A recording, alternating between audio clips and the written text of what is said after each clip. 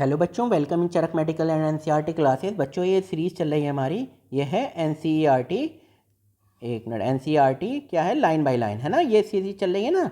तो हम ये वाली जो सीरीज चला रहे हैं, फर्स्ट स्टेप सीरीज चला रहे हैं, मतलब इसके बाद सेकेंड स्टेप और थर्ड स्टेप भी आएंगी। तो इसमें बेसिकली एक एक लाइन में कवर रहा हूँ, एक एक लाइन, जो कि नीट के लिए और सीबीएसई के लिए, आईआईटी के लिए बहुत ज़्यादा इन्फॉर्मेशनल वीडियो है। ये जितनी भी वीडियो हैं बहुत ज़्यादा इन्फॉर्मेशन है। क्यों? क्योंकि आपने बहुत ज़्यादा कोचिंग से बहुत ज़्यादा डाटा तो पढ़ लिया है, कई बार हमें इतना ज़्यादा ज़रूरत नहीं होती और हम गलत चीज़ें भी पढ़ लेते हैं। तो एक एक लाइन अगर आप एनसीईआरटी की पढ़ोगे तो आपको पता लग जाएगा हमें कितनी लेवल तक नॉलेज चाहिए।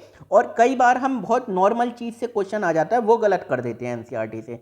तो एनसीईआरटी एक या दो बार तो पूरी कवर करनी है। जो बच्चे एनसीईआरटी वीडियो के माध्यम से देखना चाह रहे हैं तो अच्छी बात है, अगर वे खुद पढ़ सकते हैं तो बहुत अच्छी बात है, क्योंकि खुद आप एक एक लाइन और बेहतर पढ़ेंगे। या फिर ऐसा कर सकते हैं, मेरी एक सीरीज फॉलो कर लें, इसके बाद एनसीईआरटी एक बार खुद पढ़ लें। ठीक है बच्चों, तो ये चैप्टर चल रहा था हमारा सॉल्यूशन। अब ये लास्ट टॉपिक है एबनॉर्मल मोलर मासेस। तो अब हम यही डिस्कस करते हैं। तो एबनॉर्मल मोलर मास, एबनॉर्मल क्या है, मतलब जो मोलर मास आने वाला था उसमें कुछ ना कुछ चेंजेस हो गया।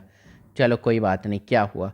तो we know that ionic compound, जो आपने ये अभी अभी क्या पढ़े थे मोलर मास निकालने के लिए, एलिवेशन इन बॉइलिंग पॉइंट, है ना, ये डिप्रेशन इन फ्रीजिंग पॉइंट पढ़ा था आपने। ठीक है, और क्या निकाले थे, ऑस्मोटिक प्रेशर के थ्रू निकाल रहे थे। तो उन सब फॉर्मूले में कुछ ना कुछ चेंज होना है, जो हमें पता चलेगा कि यहाँ से एबनॉर्मल मोलर मास क्यों आ रहा था। तो we know that ionic compound when dissolve in water, जब आयनिक कंपाउंड पानी में डिसोसिएट क्या करते हैं, इनटू कैटायन और एनायन में बन जाते हैं। मान लो ये NaCl है और NaCl आपने डाला था पानी में, ठीक है, आपने यही तो डाल लेते ना, जो कोई भी आपने सॉल्यूट डाला और वो नॉन वोलेटाइल है। जब आपने NaCl डाला तो ये तो इंडिपेंडेंस थी प्रॉपर्टी, कोलिगेटिव प्रॉपर्टी इंडिपेंडेंस थी, ठीक है, जो भी आप डाल रहे हो। तो इसने क्या किया, सोडियम प्लस और क्लोरीन माइनस। तो अब ये तो इसने तो ये समझा ना कि मेरे पास तो मुझे तो दो चीज़ें मिली हैं, दो आयन्स मिल गए हैं। तो इसने जो आंसर दिया वो इनके अकॉर्डिंग दिया, आयन में टूट रहे थे।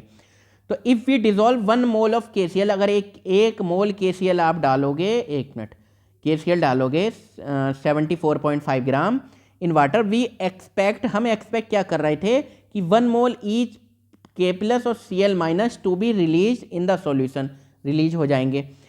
इफ दिस हैपन्स, अगर ऐसा होता है, there would be 2 mole of particles in this solution. तो 2 मोल ही तो हो गए ना। अब देखो KCl किस में टूटा, K प्लस और Cl माइनस, है ना। If we ignore the interionic attraction, जो भी इंटरआयनिक इंटरेक्शन है, अरे मतलब अट्रैक्शन है, वो सब छोड़ो, उसे हटाओ। 1 मोल ऑफ KCl, एक mole KCl in 1 kg of water would be expected to increase the boiling point by 2 into 0.52, यानी कि 1.04 केल्विन। अब देखो जरा, now if we did not know about the degree of dissociation, अब ये भी तो था ना कि कितने परसेंट है। अब जैसे ये जो आपको पता है स्ट्रॉन्ग इलेक्ट्रोलाइट कितना टूटता है, ये तो 100% एसोसिएट हो जाता है, Na+Cl माइनस, ये तो 100% एसोसिएट हो जाता है। लेकिन कुछ कंपाउंड नहीं होते associate, 5%, 2%, 10%। we could be lead to conclude that the mass of 2 mole particle is 74.5 gram and the mass of 1 mole KCl would be 37.25 gram. This brings into light the rule that when there is a dissociation of solute, यानी कि solute का dissociation हो रहा है, इससे हमें ये पता लगा इनटू आयंस में, है ना। तभी तो पता लगा जब हमने एक्सपेरिमेंटली देखा। कैसे देखा, देखो जरा, into ion experimentally determine molar mass is always lower than the true value. क्यों? जब डेसोसिएट हो रहे हैं ये, अगर एक तो स्थिति ऐसी है ना, आपने सोडियम क्लोराइड डाला था किसमें, सॉल्वेंट में, अब ये आयन में टूट गया। तो अब जो मोलर मास है, experimentally determine molar mass always lower, experimentally देखा गया कम है, और देन द ट्रू वैल्यू के अकॉर्डिंग जो हम एक्चुअल था सोच रहे थे, ठीक है, और एक्सपेरिमेंटली देखा तो कम आया। तो अब देखो क्या है, लेकिन एक और चीज़ होती है। अब एक चीज़ क्या है, अब एसिटिक एसिड है CH3COOH, ये क्या बना लेता है, ये डाइमर बना लेता है। ये क्या बना लेता है, ये तो डाइमर बना लेता है। यानी कि ये आपने जितना डाला था उस डाइमर बना लिया, मतलब कि आधे हो गए, आधे ही तो हो गई है मोल। तो ठीक है, तो जैसे डिसोसिएशन के लिए NaCl KCl तो 100% है, तो अब पढ़ेंगे आगे, समझ लो। A molecule of ethanoic acid acetic acid dimerise in the benzene, molecule of ethanoic acid के जो मॉलिक्यूल है एसिटिक एसिड, ये dimerise in benzene due to hydrogen bonding. अब ये जब बेंजीन लेते हो आप, उसमें आपने CH3COO डाला, तो हाइड्रोजन बॉन्डिंग की वजह से डाइमर बन जाते हैं। This normally happens in solvent of low dielectric constant. तो ये कब होता है, जिसका लो वाटर का तो हाई डाइलेक्ट्रिक कांस्टेंट होता है, तो लो। In this case the number of particle reduced. अब जो नंबर ऑफ पार्टिकल हैं वो तो कम हो गए ना भाई। पहले आप सोच रहे थे 5 डाले, मतलब 6 डाले, 1 मिनट 6 डाले तो 6, अब वो उन्होंने डाइमर बना लिया तो एक तरह से 3 पार्टिकल हो गए due to dimerization. Association of molecule is depicted as follow. तो एसोसिएशन कैसे, क्या? It can be undoubtedly stated here that if all the molecule of ethanoic acid associate in benzene, अगर बेंजीन सारे मॉलिक्यूल डबल हो जाए यानी कि जुड़ जाएं, डाइमर बना लें, देन डेल्टा TB और TF यानी कि एलिवेशन ऑफ बॉइलिंग पॉइंट और क्या है, depression in freezing point for ethanoic acid will be half of the normal value, तो आधा हो जाएगा। ठीक है। The molar mass calculated on the basis of delta TB और TF will therefore be twice the expected volume, और molar mass हो जाएगा उल्टा। मोलर मास क्या होता है? मोलर मास तो इन्वर्सली प्रोपोर्शनल होता है। इसी वजह से तो ये बोल रहा था ना द एक्सपेरिमेंटली, ये देखो, the experimentally determined molar mass always lower than the true value. क्यों? क्योंकि ये आयन में ये डबल टूट रहे थे। ठीक है, तो मोलर मास तो अब कहाँ है, हाँ, तो expected twice double expected value. Such A molar mass that is either lower, या तो मोलर मास कम हो जाए, और हायर देन द एक्सपेक्टेड, या फिर ज़्यादा हो जाए, और normal value is called abnormal molar मास। इसको क्या बोलते हैं? एबनॉर्मल मोलर मास बोलते हैं।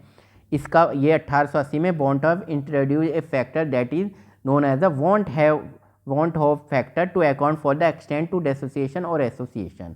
This factor I is defined as, क्या बोला इसने? बॉन्टहोफ फैक्टर क्या है? Normal molar mass upon abnormal molar mass. Important है क्या? Normal molar mass upon abnormal molar mass. ठीक है। या फिर ऑब्जर्व्ड कॉलिगेटिव प्रॉपर्टी और अपॉन में कैलकुलेटिव कॉलिगेटिव प्रॉपर्टी। ऑब्जर्व्ड मतलब कि जो हमने एक्सपेरिमेंटली देखी, और कैलकुलेट जो कैलकुलेट करी। तो अब देखो एबनॉर्मल मतलब जो सामने आई, तो वो यहाँ हो जाएगा ऑब्जर्व्ड कॉलिगेटिव प्रॉपर्टी, वो ऊपर आ जाएगा, है ना। तो ऑब्जर्व, क्योंकि मोलर मास तो इन्वर्सली है। ठीक। अब देखो जरा एक और चीज़ देखो, तो ये क्या है? I equal to total number of moles of particle after dissociation. तो I इजिकल टू जो भी जितने भी आपने लगाए थे, पाई इजिकल टू मान लो CRT ये लगा रहे थे ना आप, है ना, delta TB equal to KB into M ये लगा रहे थे, और delta TF equal to KF into M ये लगा रहे थे फॉर्मूले। तो अब आ जाएगा इसके आगे I। तो I क्या है? Total number of particle after dissociation, associate हो रहे हैं या डिसोसिएट हो रहे हैं। मान लो NaCl डाला आपने, इस बीकर में NaCl डाला, तो NaCl से कितने बना? Na प्लस बना और Cl माइनस, तो इसका I कितना हो जाएगा? तो आफ्टर एसोसिएशन डिसोसिएशन 2 हो रहे हैं ना। ठीक है। Upon number of mole particle before association, कितने थे बाद? पहले 1 था NaCl, तो 2/8 मतलब 2 से मल्टीप्लाई हो जाएगा। तो here abnormal molar mass is experimentally determined molar mass. तो एबनॉर्मल मोलर मास क्या है? जो एक्सपेरिमेंटली डिटरमाइंड मोलर मास है, and calculated colligative property are obtained by assuming that the non volatile solute is neither associated. जो हमने पहले colligative property क्या कर रहे थे? तो नॉन वोलेटाइल की, ना तो वो एसोसिएट और नॉट डिसोसिएटेड, है ना। अब तो एसोसिएट भी हो सकते हैं वो, या डिसोसिएट भी। तो इन केस ऑफ एसोसिएशन की बात करें, अगर एसोसिएट हो रहे हैं तो value of I is less than unity. अगर एसोसिएशन की बात करें तो I की वैल्यू लेस देन 1 से कम हो जाएगी। डिसोसिएशन की वैल्यू कितनी हो जाएगी? 1 से ज़्यादा हो जाएगी। It is greater than unity. तो एग्जाम्पल के तौर पे the value of I for aqueous KCl solution is close to 2, यानी कि KCl क्या है? ये तो स्ट्रॉन्ग इलेक्ट्रोलाइट होता है, तो K प्लस और Cl माइनस में टूटता है 100%। तो इस 1 से तो 2 बन रहे हैं ना, ये 1 और 1 2 बन रहे हैं। While the value for ethanoic acid of benzene is nearly 0.5। तो एथेनोइक एसिड CH3COOH ये 2 मिलके बना रहे हैं CH3COOH का N, ये 2 बना रहे हैं। ये ऐसे ऐसे 2 लगे और ये 1 बन गया है, तो इसकी लगभग 0.5 है आई की वैल्यू। ठीक है, तो अब ज़रा ये देख लो, 1 मिनट, ये जो मैंने थोड़ा सा डाटा लिखा है, 1 मिनट। हाँ, तो देखो अगर डेसोसिएशन हो रहा है तो जैसे NaCl KCl, तो ये तो 100% एसोसिएट हो जाते हैं। ठीक है जी, तो आई की वैल्यू कितनी हो गई, 1 से ज़्यादा हो गई। 100% एसोसिएट मतलब ये क्या फॉर्मूला था, आ जाओ ज़रा, कहाँ था ये, observed colligative property upon calculated colligative property. ठीक, तो कितने हो गए, एक क्या था टोटल नंबर ऑफ, और आई इज इक्वल टू ये क्या था total number of moles of particle after association या डेसोसिएशन। तो आफ्टर डेसोसिएशन 2 बन गए अपॉन 1, है ना। पहले कितने थे, 1 था, ये 1 ही तो था ना KCl, NaCl 1 था, इससे 2 बन गए अपॉन 2। तो आई इज इक्वल टू आ गया अल्फा, ये अल्फा क्या है इसका, 100% एसोसिएट होता है तो 1 होता है। ठीक है बच्चों, तो आई इज इक्वल टू आ गया है N के बराबर। ठीक है, 2.2/1। तो इट मीन्स यहाँ पे हम वैल्यू कितने लिखेंगे, 2 लिखेंगे। एसोसिएशन में 2 से कितने बन रहे हैं, ये तो 1 बन रहा है, डाइमर बना रहे हैं, तो आई की वैल्यू 1/2।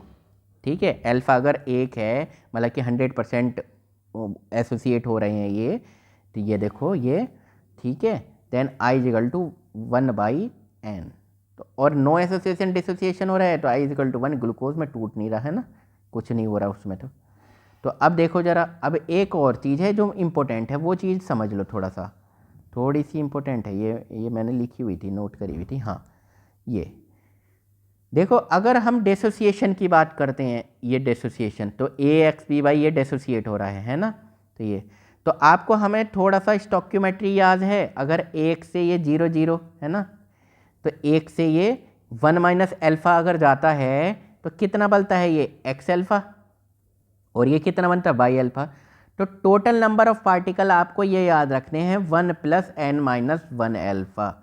अल्फा क्या है, डिग्री ऑफ डेसोसिएशन है, और n क्या है, n बोलो जरा, n क्या है, ये देखो n, ये और प्लस ये, कितने टोटल मोल है x + y। तो अगर अल्फा इज इक्वल टू 1 है, यानी कि अल्फा पूरा का पूरा टूट रहा है, तो एक बार बताओ आई इज इक्वल टू कितना आ जाएगा, आई इज इक्वल टू आ जाएगा n आ जाएगा भाई। I is equal to total number of particle, I is equal to 1 + n - 1 into alpha, यही तो है। अब अल्फा की वैल्यू अगर 1 रख दें हम, ये 1 रख दें, तो 1 + n - 1, तो 1 से 1, तो आई की वैल्यू कितनी आ जाएगी, नंबर ऑफ मोल्स के बराबर। कब, जब ये कब है, जब पूरा का पूरा टूट रहा है। ठीक है, और एसोसिएट में क्या है, ध्यान करो, एसोसिएट में बस डायरेक्टली फॉर्मूला ये याद कर लो, ये बहुत सही नीट लेवल के अच्छे लेवल के क्वेश्चन बनेंगे, बस इससे ऐसे समझ लो। तो एसोसिएशन होगा तो 1 + 1/n - 1 इंटू अल्फा, ये मैंने डायरेक्टली लिख दिया। तो अल्फा अगर 1 है, 100% है, तो ये कितना आएगा, आई इक्वल टू आ जाएगा 1/n से आप कर देना। ठीक है, क्वेश्चन में समझ में आ जाएगा। चलो, बहुत ज़्यादा कंफ्यूज नहीं होना है। हाँ, अब inclusion of van't Hoff factor modify the equation for colligative property as follow. तो थोड़ी बहुत जो भी relative lowering of vapour pressure of the solvent. तो अब जरा याद करो, रिलेटिव लोवरिंग P10 - P1/P10 कितना था N2/N1 मोल, ये था ना मोल फ्रैक्शन ऑफ, क्या था, मोल फ्रैक्शन ऑफ सॉल्यूट के इक्वल थे ना ये सॉल्यूट। ठीक है, तो N2/N1। ठीक है, अब आप कहोगे सर नीचे तो टोटल था, N2 भी तो था। अरे टोटल मोल की ज़रूरत नहीं है, क्योंकि ये बहुत ज़्यादा डाइल्यूट अगर किया गया तो, मतलब N2 को बहुत छोटा है N1 से। ठीक है, तो N2/N1 ये आगे लिख देंगे आपका I want have factor.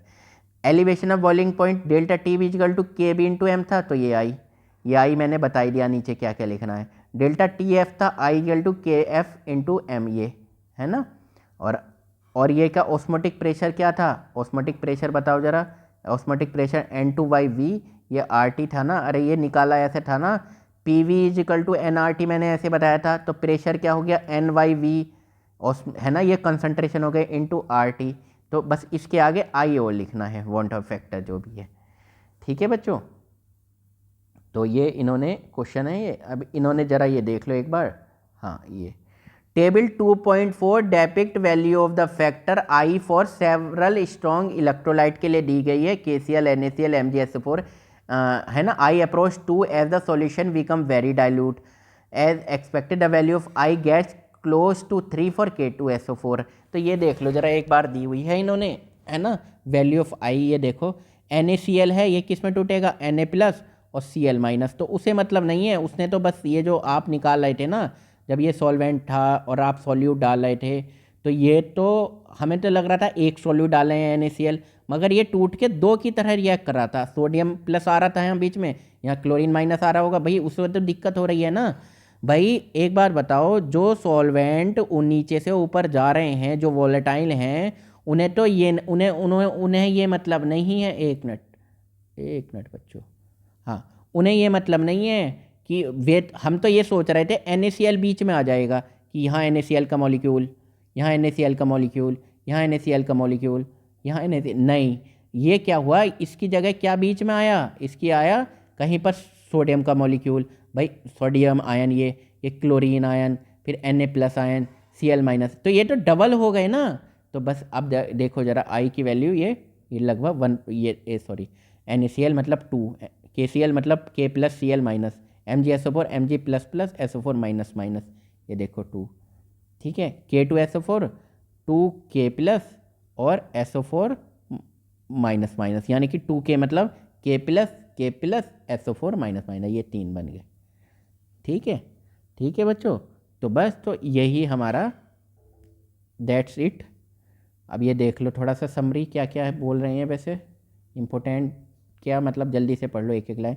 A solution is homogeneous mixture कहलाएगा एक सॉल्यूशन ऑफ 2 और मोर सब्सटेंस। ठीक, सॉल्यूशन आर क्लासिफाइड, सॉल्यूशन क्या, सॉलिड बोला, लिक्विड बोला, गैसियस सॉल्यूशन बोल दिया। Concentration of solution is express in terms of mole fraction. Concentration जो है ना, किसमें, मोल फ्रैक्शन। मोल फ्रैक्शन क्या होता था, मान लो A और B मिले हुए हैं, तो A का मोल फ्रैक्शन क्या होगा, A/ टोटल मोल, ये याद कर लो बट टोटल मोल, है ना। B का मोल फ्रैक्शन होगा B के mole upon what is total mole. ठीक, मोलरिटी क्या है, मोल पर लीटर। मोलरिटी क्या है, mole upon volume of solvent in kg, है ना, and in percentage. The dissolution of gas in liquid is governed by Henry law. Dissolution of gas in liquid, यहाँ पे कोका कोला याद आ जानी चाहिए। हेनरी लॉ में क्या था ये, ठीक कि जितने ज़्यादा तुम मोल फ्रैक्शन, जितने ज़्यादा तुम इसके अंदर सॉल्यूट, इसका मतलब क्या है, कोई आपने CO2 इसमें कितने अंदर डिज़ोल्व होगी, वो डिपेंड करता है किस पे, कि सॉल्यूट ये यहाँ पे कितना प्रेशर लगा रही है, जितना प्रेशर लगाएगी वो उतनी ज़्यादा डिज़ोल्व हो जाती थी। बस रफली सा इतना याद कर लो, मैंने हल्का सा कंसेप्ट बताया। According to which at a given temperature the solubility of a gas, gas की जो सॉल्युबिलिटी है, ये जो कोल्ड ड्रिंक की बोतल है, ठीक है जी, तो गैस की जो सॉल्युबिलिटी है, ये यहाँ पे गैस है, ये CO2, ठीक, ये गैस की जो सॉल्युबिलिटी है किसमें, लिक्विड में, it directly proportional to the partial pressure of the gas. तो CO2 कितना पार्शियल प्रेशर लगाएगी, इस पे डिपेंड कर रहा है। अब ज़्यादा लगाएगी, एक बार बताओ, ये था, अगर यहाँ पे ये ज़्यादा प्रेशर लगाए तो लिक्विड में, जो नीचे लिक्विड आप पीते हो कोल्ड ड्रिंक में, तो CO2 और अंदर आ जाएगी। ठीक है, the vapour pressure of the solvent is, vapour pressure of solvent का वेपर प्रेशर कम हो जाता है by the presence of non volatile solute. मतलब क्या कह रहे हैं, मतलब ये कह रहे हैं कि आपने ये लिक्विड लिया, ठीक है, अब ये वोलेटाइल है तो खुद ही एनर्जी मिली जाएगी इधर उधर से, और ये क्या हो जाएगा, एक मिनट, ये क्या हो जाएगा, ये यहाँ पे लिक्विड पहुँच जाएगा। ठीक है जी, सही है, और ये वेपर प्रेशर लगाएगा। मगर अगर इसमें सॉल्यूट डाल दिया आपने, तो सॉल्यूट के मॉलिक्यूल भी आ जाएंगे बीच बीच में, तो फिर ये नीचे से जब जाएंगे तो ये अटकेंगे, तो इसका मतलब वेपर प्रेशर फिर कम बनेगा इन the solution. And this lowering of vapour pressure of the solvent is govern by, ये किसने बताया था, राउट लॉ ने। ठीक है, और क्या, according to which the relative lowering of vapour pressure, जो relative lowering of vapour pressure of solvent over a solution is equal to the mole fraction of non volatile solute, ठीक है, किसके बराबर है, relative lowering of vapour pressure non volatile solute, ये x2 के बराबर लिखा हुआ था ना आपने, अरे ये था ना P1 minus P1 not upon P1 not, है ना, ये था ना सब, तो कितना था वो x2 के बराबर था मोल फ्रैक्शन, ठीक, क्या था ये, हाँ, solute present in the solute equal to the mole fraction of non volatile solute, ठीक। हावेवर इन्हें बाइनरी लिक्विड सॉल्यूशन की बात करें, if both the component of the solution are volatile, अगर बाइनरी की बात करें दोनों सॉल्यूशन में वोलेटाइल है, then another form of Raoult law की क्या है यूज होता था, ठीक है। Mathematically this form of Raoult law stated at P total is equal to, अगर हम दोनों की बात कर रहे हैं, P1 नॉट x1 और P2 नॉट x2, ये प्योर वाला है ना, प्योर के लिए P1 नॉट मतलब प्योर P1 का, और ये प्योर का वेपर प्रेशर है, ठीक है, total solution which obey Raoult law over the entire range of the concentration are called ideal solution. Ideal solution इन्होंने क्या कहा था, कि आइडल सॉल्यूशन ये कहा था कि जो राउट लॉ को फॉलो करेंगे, है ना, ये बोला था ना डेल्टा एच मिक्सिंग क्या हो, मतलब ये जीरो हो, है ना। चलो, two type of deviation from Raoult law called positive deviation और negative deviation are observe azeotrope arises due to very large deviation from Raoult law. जब राउट लॉ से बहुत ज़्यादा लार्ज डेविएशन मिलेगा तो एजियोट्रॉप, है ना, मैक्सिमम बॉइलिंग और मिनिमम बॉइलिंग वाले थे, है ना। The properties of solution which depends on the number of solute particle, वो प्रॉपर्टी ऑफ सॉल्यूशन की जो डिपेंड करती है number of solute particle and are independent of their chemical identity are called colligative property. तो कौन सा है उससे फर्क नहीं पड़ रहा, ठीक है। तो these are lowering of vapour pressure, vapour pressure कम कैसे होता है, elevation of boiling point, elevation मतलब कि बढ़ जाना बॉइलिंग पॉइंट का, depression of freezing point, depression of freezing point, freezing point का कम होना, ऑस्मोटिक प्रेशर, ये और कोलिगेटिव प्रॉपर्टी हैं। Process of osmosis can be reverse, ये जो आपको याद होगा ये लगाया इनके बीच में, है ना, कुछ ऐसे था ना, ये लगाया एंड ये, एक मिनट, ये तो ये सॉल्वेंट है, ये सॉल्यूशन है, तो ये सॉल्वेंट से इधर को भागेंगे, तो आप अगर यहाँ पे पाई लगा दोगे, ऑस्मोटिक प्रेशर लगा दोगे, तो ये यहाँ के यहीं रुके रह जाएंगे, ये जाएंगे नहीं, ठीक है, ये जाएंगे नहीं, ये यहाँ के यहीं रुके रह जाएंगे। Higher than the osmotic pressure applied to the solution. Colligative property have been used to determine the molecular mass of solute. Solute which dissociate in the solution exhibit molar mass lower than the actual molar mass. Then those which associate show higher molar mass than their actual values. ठीक है, तो I की value आपको पता है, I क्या होता था, ये देख लो जरा, इसको थोड़ा सा एक बार और देख लो, इसलिए मैं दिखा रहा हूँ क्योंकि थोड़ा सा इंपॉर्टेंट है। हाँ, ये देख लो, मैंने लिखा हुआ था ना फॉर्मूला, हाँ, ये देखो I इज इक्वल टू ये क्या है, 1 + n-1 अल्फा, डेसोसिएट हो रहा है तो, और एसोसिएट हो रहा है तो 1 + n 1/n-1 इंटू अल्फा, ठीक है। तो अल्फा इज इक्वल टू 1 है, अगर 100% हो रहे हैं तो ये 1/n के बराबर आ जाएगा, और ये क्या आ जाएगा, n के बराबर आ जाएगा, ठीक है। और डेसोसिएशन एसोसिएशन के लिए भी बताया था मैंने, ये देख लो ज़रा एक बार, डेसोसिएशन है NaCl और KCl 100% है, तो अल्फ़ा की वैल्यू कितना आ गया, ये 1 है, अगर 100% है तो I is equal to n के बराबर हो जाएगा। और ये एसोसिएशन में, एसोसिएशन क्या हो रहा है, अल्फ़ा इज इक्वल टू 1 है तो I is equal to 1/n, और नो एसोसिएशन डिसोसिएशन है तो ग्लूकोज मतलब टूट नहीं रहा। ऑब्जर्व वैल्यू कैसे निकालते थे ये मतलब आपको अगर I निकालना है सबको, तो total number of moles of particle after association और बिफोर एसोसिएशन, मतलब कि कैसे है, जैसे मान लो KCl डाला था आपने, ऐसे ही समझ लो बस, ये सॉल्वेंट था, ठीक है जी, ये सॉल्वेंट था A, ठीक, इसके क्या बनी, वेपर प्रेशर बनी। जब आपने NaCl डाला, ठीक है, तो ये NaCl आपको लग रहा था ये यहाँ जाएगा, वेपर प्रेशर कम हुआ तो समझ में आया, मगर NaCl नहीं, ये Cl- में टूट रहा था, तो कहीं Na+ के, कहीं Cl- के, तो जो भी ऑब्जर्व वैल्यू है वो थोड़ी अलग आई। अगर I से सब में मल्टीप्लाई हो रहा था, तो यानी कि total number of moles of particle after association dissociation, तो NaCl किस में टूटेगा, Na+ और Cl- में, तो मतलब 2/1, तो मतलब क्या हो गया, 2 हो गया, I इज इक्वल टू, ठीक है।